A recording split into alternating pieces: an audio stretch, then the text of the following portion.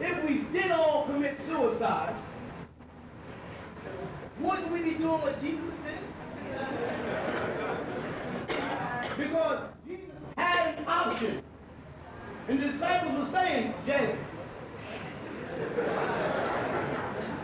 while they was in Nazareth or in Brooklyn, the disciples were saying, why the hell are we going to the Bronx, man? Jesus said, well, some people in the Bronx just want to kill me. And they said, that's what the hell we're talking about. Why are we going to Nazareth? Why are we going over to Jerusalem, where there is power in the hands of the Pharisees and the Jews and the Sanhedrin who want to kill you? Jesus said, because it's my hour of deliverance. You know what I'm saying? When he finally convinced the disciples, he added, so sell your sandals and buy swords. It's the hour of deliverance. Sell your sandals and buy swords. So he must have meant for them to defend himself. Now, did he know that they were going to be attacked? Or was he assuming? The question is, were they attacked? Think before you answer. Were the disciples attacked in the garden? No. Who they come for? Who they get? So now, think before you answer, y'all.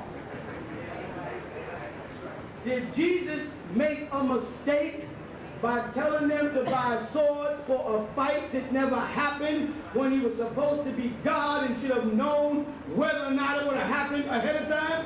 Yeah. He said, go get swords for a fight that did not take place. So Jesus does not know the future. But he knew enough to know that he was supposed to die in Jerusalem. So much so that when it came time to die, he said, oh, my Father, if it was possible, let this death or this cup pass from me. He was born to die, willing to die, a willing sacrifice for my sins, you keep telling me. Jesus loved you so much that he was willing to die for you. And you keep adding that word willing. When I read the Bible, he was not willing to die. He was running his ass off. He was afraid of death. He tried to get away from it. Right? So, it's a nice book. Belongs on the shelf with Stephen King.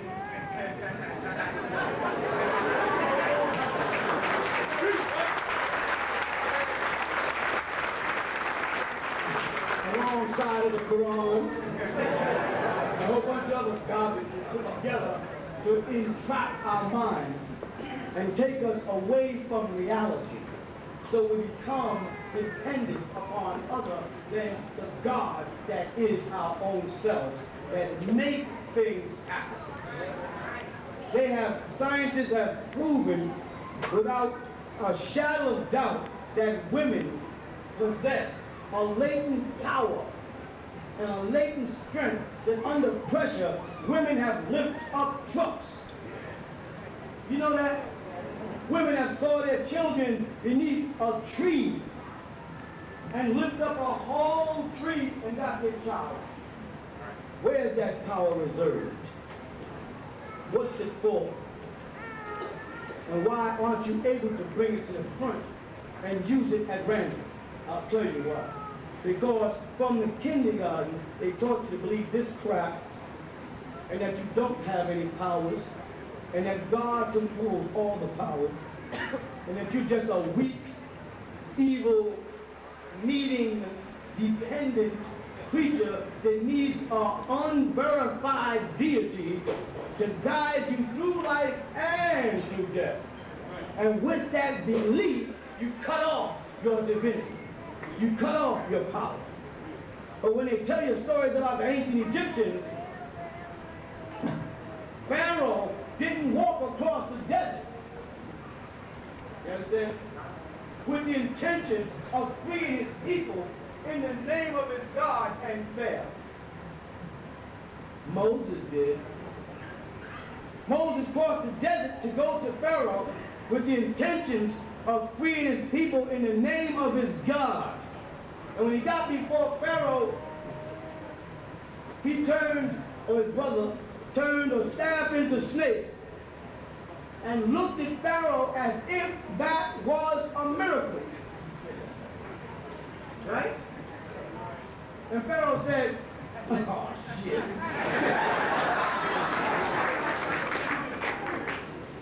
He said, Jeffrey, come here. Do that trick for him. Is that recorded in this Bible? Yeah, right. Go and do the snake thing, man. It's way down the chain of magic tricks. And he went and did it. And then Moses had his snake eat up their snake, right? But were they capable of doing the same trick that Moses and his brother asked their God to give them? Yes or no? Yes. So Moses and his brother Aaron turned to God and said, turn this into a snake.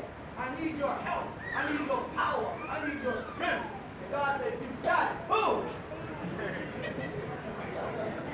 And Pharaoh said, that's what makes you a God? He didn't even do it himself. He called a man out and said, do the snake trick.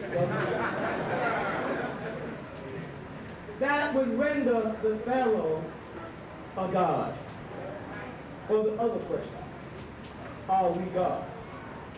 Yes, as long as we stand in the courts of the pharaohs, we are as equal as the God of this Bible. And the God of this Bible trusts us so much that whenever the children that he was supposed to be guiding were stressed or their land became famine or desolate, he would tell them, I know where there's another God and his crops grow. Take and go down to Egypt and sojourn there until further notice. I'll call you later. Don't call me. Whether you like it or not, that's what your Bible says your God did. Your God told him, Joseph. Yeah? Herod wants to kill you in the cave. My kid. Check that. This is God, man. Sent his angels, his own messenger to talk to Joseph, right? And said, Herod wants to kill you and the boy. Take the boy, God incarnate. You take him into Egypt and stay there until Herod dies. Now, I don't know about you, but my mind said that whoever was talking didn't have the power to say to Herod,